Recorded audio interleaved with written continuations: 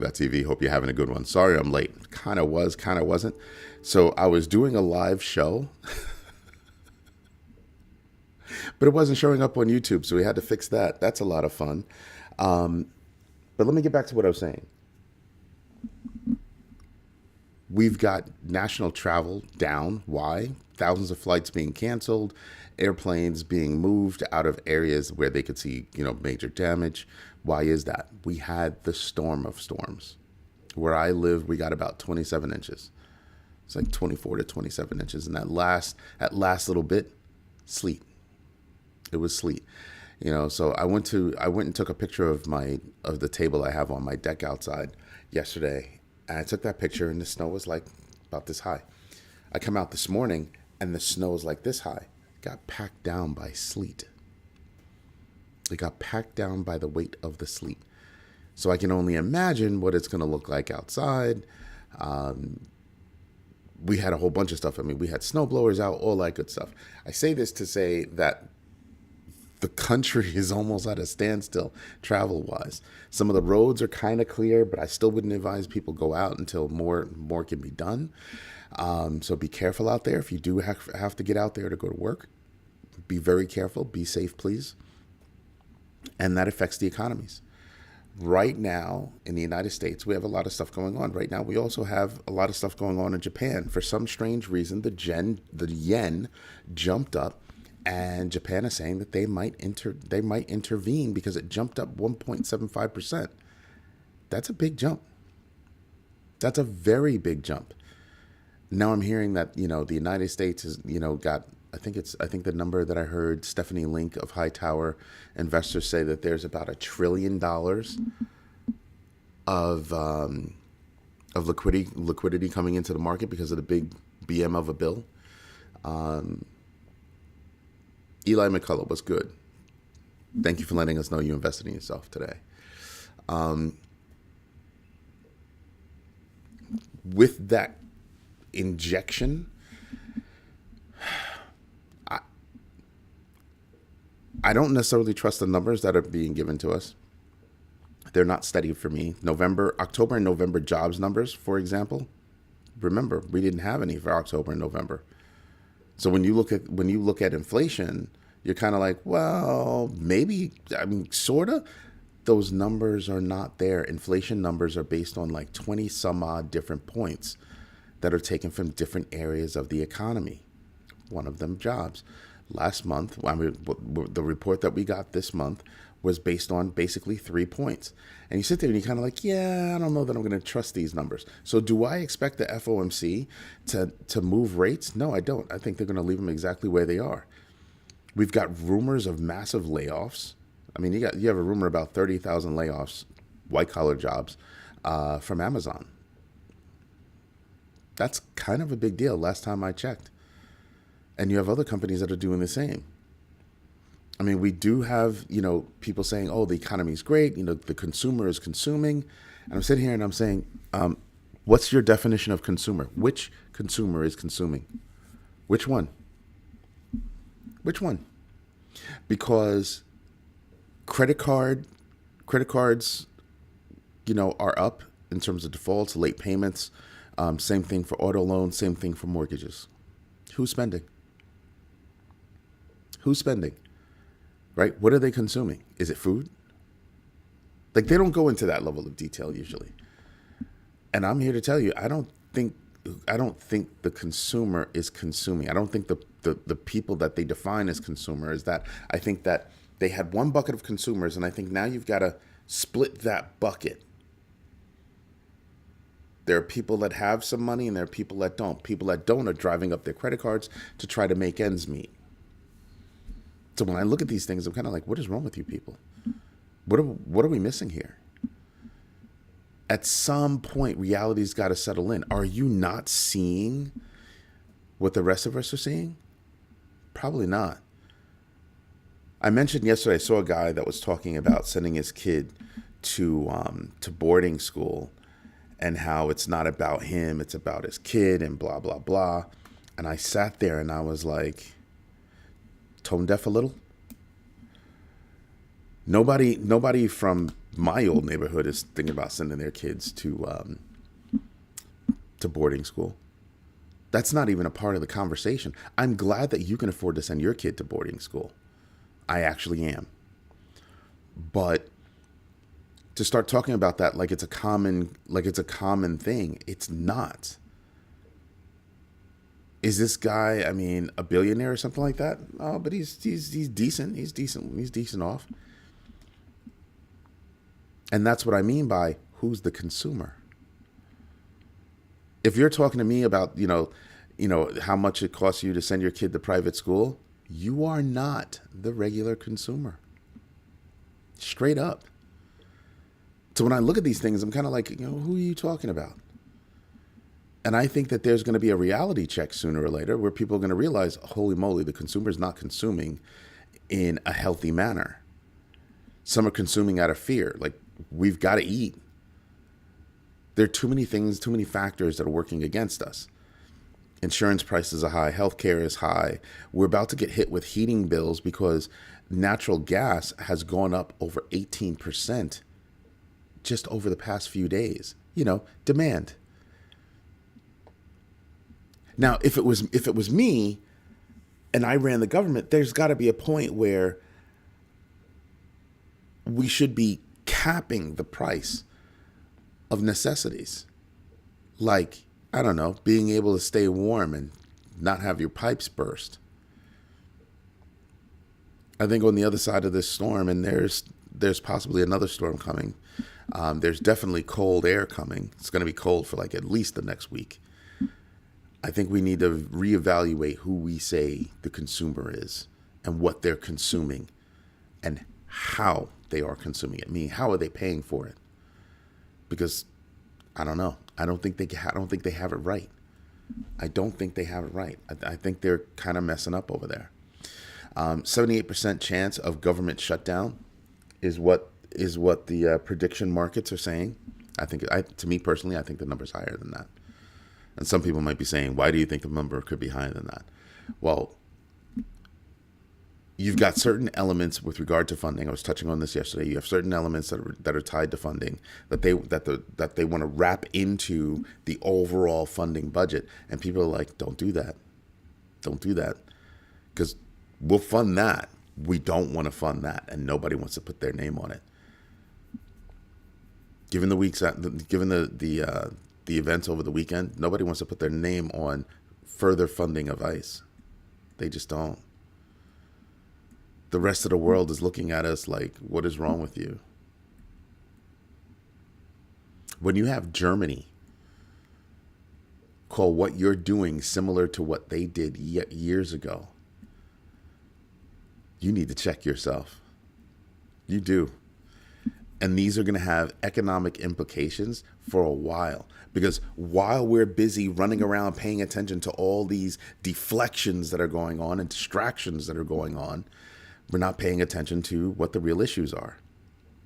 And we have many real issues. We still don't have proper guardrails for crypto. We don't have proper guardrails for AI. And the AI bubble, I don't know how you could call it anything else. It's absolutely a bubble. It is absolutely a bubble, and everybody knows it. It's the most well-known secret in Silicon Valley. It's a bubble. When it bursts, it'll burst. And let me tell you something else. When it bursts, I'm telling you, it's not going to be the only thing to burst. It's not going to be the only thing to burst. You have banks that are holding on to debt because they've got loans for people that are holding on to loans that they're 30% underwater with those loans on cars. And a lot of people are like, oops, not a good look. So at some point, I'm expecting banks to actually start reaching out for a handout. Now, I'm sorry, you gave out those loans. You didn't handle risk properly, not my problem. You effed up, well, bye. Some people will be like, oh, that's crazy. They're too big to fail. That's the problem. That right there is actually the problem. They're too big. We allowed banks to run out there and buy up banks and consolidate and consolidate and consolidate. And now we're at a point where we bail out banks. The executives still get paid, and the people underneath them don't. Just saying, we're living in a society right now that we need to recalibrate things. We need to absolutely recalibrate things. What other news do we have going on? Trump has indeed sued Jamie Dimon and JP Morgan for debanking him on Thursday. That's what happened. And then the legal action marks a significant escalation and blah, blah, blah, blah, blah, blah, blah, blah, blah. But most people don't realize that he also sued Bank of America and Goldman Sachs over similar allegations. I think that Jamie Dimon got called out because he had something to say about what's going on with immigration in this country. And it wasn't received right. Now, the lawsuit was coming anyway, but I think he got singled out because of those statements. Something to think about. Just saying, there's a lot of stuff going on and we need to pay attention to them. Big banks and AI giants secretly plan to take over crypto markets. AI, at the World Economic Forum in Davos, Switzerland, Coinbase CEO Brian Armstrong revealed that a top 10 global bank prioritizes cryptocurrency as an existential necessity. He emphasized the Clarity Act role in shaping U.S. crypto regulation and highlighted the convergence of AI and stablecoins. Wow. So when people tell me I'm not getting involved in crypto, it's fake, it's hocus pocus, it's fugazi. Reminiscent of, Matthew McConaughey. It's fugazi. No. It's not. It's not. You're just choosing not to do your own research, know your entries and exits, and absolutely invest deliberately. Practice a GMB3 across crypto, stocks, bonds, options, real estate, buying and selling businesses, the whole nine. Those 3 steps will help you a lot. We're not trying to tell you what to do, how to do it. We're just trying to get you to invest in yourself first. Because in order for you to survive, you're going to have to invest. Being lazy and doing nothing, that's not going to help you these days. That's going to be to your detriment, straight up. Poland's finance minister, I'm not even going to try. I think it's Andrzej Domansky, stated the country's stronger economic growth compared to Eurozone justifies retaining, their money, meaning they don't need the euro. 3.5% growth. They're saying, yeah, we don't need the euro. Imagine. I want you to think about something, though. The euro isn't just an economic thing. It's also a political block. It's hard to separate, politics from investment. You can, and we do. At Grow My Bag, we do. But you do have to pay attention to what's going on politically. And pay attention if it's going to hurt your bag or help your bag. So you need to be aware. And the only way that you're going to be aware is if you do your own research. Keep your nose in the news every day. Keep your nose in the news every day. Yeah, my eyes are like burning this morning. That's why I'm blinking a lot. It's annoying. Plus, I'm up early every day. Even over the weekends when I'm not doing an early show, I'm still up early. Body's like, I don't care if it's the weekend. Get up. Major tech firms like Salesforce, Adobe, and ServiceNow have lost over 30% of their value since early 2025. I don't think there's much to actually go into with that. You've overstretched yourself. You have Salesforce, and I'm just thinking about Salesforce and their whole Agent Force thing, and I'm just like, really? Agent Force? Really? Good job. Good job. This is the same company that fired 4,000 people and kind of coming back out and saying, yeah, maybe we shouldn't have done that. Yeah, I'm kind of thinking the same thing. Maybe you shouldn't have done that. Just saying. Just saying. Vanguard surpassed $1 trillion in international client assets, marking a strategic shift from its previous skepticism of global markets and cryptocurrency. Pay attention, folks. Vanguard changed their mind, and it sounds like they're changing their mind in a massive fashion. Vanguard was pretty much the last of the big boys to say, okay, we'll get into crypto. That seems to be where everything's going. Just saying, there are opportunities for us to think of things and do things that we should be doing. Unfortunately, this current regime wants to go after Canada with a 100% tariff. I can't tell you how stupid that is. There's a symbiotic relationship between the United States and Canada, same thing with Mexico. And you want to introduce or even just say the word tariff when the market's already down. You know what happens when he says the word tariff. Again, more self-inflicted wounds. I wonder how long it's going to be before somebody says, this guy does not know what he's doing. Economically, this guy does not know what he's doing. And nobody should be surprised. Debt is on a drastic rise in this country. A drastic rise, both from the people, the entities, and the country itself. Debt is on the rise. And when was the last time, I'll say it like that, when was the last time you heard somebody from the government talk about how they're going to decrease the debt? When was the last time you heard a plan? Not a plan for the plan, not a framework for the plan. A plan. Yeah. It's a problem. Now, I'm not going to get to all the news that I have to cover, but you can go to growmybag.tv and see all the articles that we've dropped this morning, that we've published. About 20, 21 articles, maybe 22. But you know what we should do? That's right. We should get into the numbers. So let me go move my notes out of the way, and let's start over here. So what do we have going on? Dow futures implied open down negative, which is about -9, that's basically unchanged. Same thing for S&P futures, 12.25, basically unchanged. NASDAQ futures, 86 negative, basically unchanged. Oil up 0.21, shocker. US 10-year down 0.03. These are all things we should be paying attention to.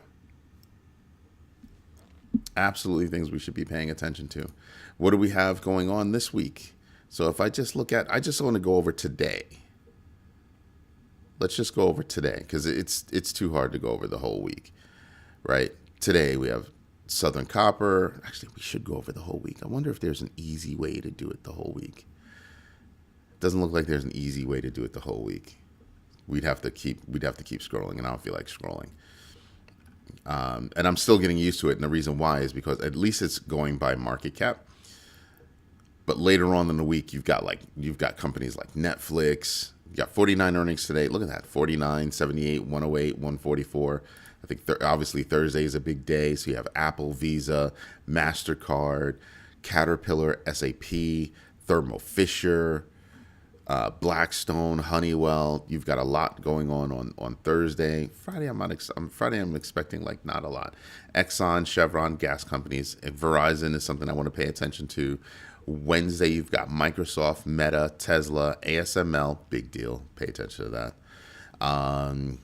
GE, AT&T, ServiceNow. Tomorrow, we have United Health Group, RTX. Let's see, Boeing, another big one. HCA Healthcare, United Pacific. I believe Netflix is up this week. So you have a lot going on that we should be paying attention to. Pay attention to these earnings. It's not just that we're paying attention to what they've done over the past quarter. I'm really keying in on what do you foresee over the next quarter. That's what I'm listening to. That's what I'm listening to because things are going to start to catch up to you. Things are absolutely going to start to catch up to some of these businesses, and that's what I'm paying attention to. Do you think your future is solid? I'm especially listening for it on these calls. I'm especially listening for, well, what have you done? What have you gotten out of your investment, and how big was your investment in AI? What have you gotten out of your investment? If you flipped to treasury companies, what's been your flip over to, crypto, and how much money do you spend, and what is your outlook? What are you doing about your old business? What do you have in reserve? What is your future outlook? I'm looking at that across all companies. So today we get durable goods. Tomorrow we get consumer confidence. Wednesday is all about the FOMC. Jobless rates will come on Thursday. U.S. trade deficit, obviously a delayed report. You've got U.S. productivity. I want to understand how they're actually measuring productivity. They're saying you have a lot of people that have had to take lower level jobs, lower paying jobs, because this is a big reset. It's a really big reset. All right. Friday, we get core PPI, producer price index. So that's going to be a big deal. And you get some Fed speak. Pay attention to these things. It's kind of a big deal. Fear and greed index is at 20. So we're in extreme fear. And imagine, we got there how? The word tariff. You'll see that in the chart. We're below 120 at $119.289 billion in total value locked. Bitcoin is at $87,000. Look at that. We tried to get up in this pink band. We hit there, came back down, and then we had gotten there. We were starting to kind of consolidate there, and then the word tariff was mentioned on that day. And then we dropped. And then more rhetoric, and we dropped again. The first big drop was a shock. The second big drop was just, what are you doing? Because you can look at the yellow line, but really you're looking all the way down here. Nonsense. Absolute nonsense. No reason for it. Further manipulation as far as I'm concerned. We need to get back to 90 to 93, 434 and stay there in between 99, 655 if we want to have a chance to get to 100. Just saying. These are facts. What else we have going on? Yeah, everything's on sale. Everything is on drastic sale right now. XRP came up a little bit. It was at $1.83 last time I checked, but you're looking at so many things that are on sale. Monero taking that big of a hit, I'd be like, huh. Solana came back up a little bit. It was at 118 yesterday. 118. Now it's 122. If you're paying attention to certain stocks, to certain cryptos, you can actually see how you might be able to make money off of those ups and downs, how you might actually be able to make money off of trading. I stick to my dollar cost averaging. I trade when I can, and I pay attention to those things. So if you were looking at Solana, if you're looking at ADA, if you're looking at ETH, I think Solana would be a better thing in terms of if you wanted to do a trade deal than ADA. I think XRP is even better than that because it can get to $2 real fast. It was at $2.12 just a couple of days ago. Look at the price now. Just saying. Just saying. Do your own research, know your entries and exits, and absolutely invest deliberately. The GMB3 is going to help you. Looking at the big board, you can see everybody's hurting right now. Bitcoin is basically flatlining. Ethereum is 2.62% down, 2.63. Everything is just not looking pretty at the moment. XRP, I'm looking at year-to-date numbers. Why? Because it helps me, again, get the rhythm of a coin. I'm looking at all the numbers coming across. Rhythm of a coin. Because right now, you're sitting at a point where, yeah, here's my year-to-date number, but 90-day, 60-day goes back beyond that. Just saying, pay attention to these numbers so you can get an understanding about how things are moving. So if you get good news or bad news, you understand if it's going up, going down, what kind of impact it's going to have. Just saying, pay attention. The information is at your fingertips. Use it to your advantage. Here's what we have on the loser side. Let's take a look. So anybody I'm paying attention to, and you're quickly getting into my 5% 5% rule. Yeah, you're done. Not looking at anything over there. Let's look over here. Axie Infinity is up another 12%, 64.44 GMB X Factor. Who else paying attention to? Algorand is at 3%. Look at that. That means everything at the highest 250 coins, by market cap, everybody's moving sideways. Look at that, because you got to my 5% rule real quick. So everything's moving sideways right now. Volatility and uncertainty is what's going on. Pay attention, eyes wide open. Do your own research, know your entries and exits, and absolutely invest deliberately. This is why I keep telling you guys, develop your own risk framework. You'll recognize it as your gut. Your gut. Get with it. I'll be back tonight, 8 p.m. Eastern Standard Time for the overflow. This is Eddie J on Crypto for GrowMyBag.tv. I hope you like what I'm doing. If you do me a favor. Smash the likes. Tell your friends about this community, because it's the only community that actually cares, not about how much you're earning, but how you're earning, why you're earning. Meaning, we want you to invest in yourselves. Getting that knowledge is key. Having an understanding and a solid footing on what's going on around you that can affect your bags, affect your value, that is the purpose of Grow My Bag. So tell your friends, come become a member. GrowMyBag.tv. We've got a lot more going on. Check out the articles on the site. There are over 13,000, and we release them every single day. Everybody, have a good one. Thank you for your time. Thank you for your patience. And as always, thank you for your trust. I'll see you tonight. Bye-bye.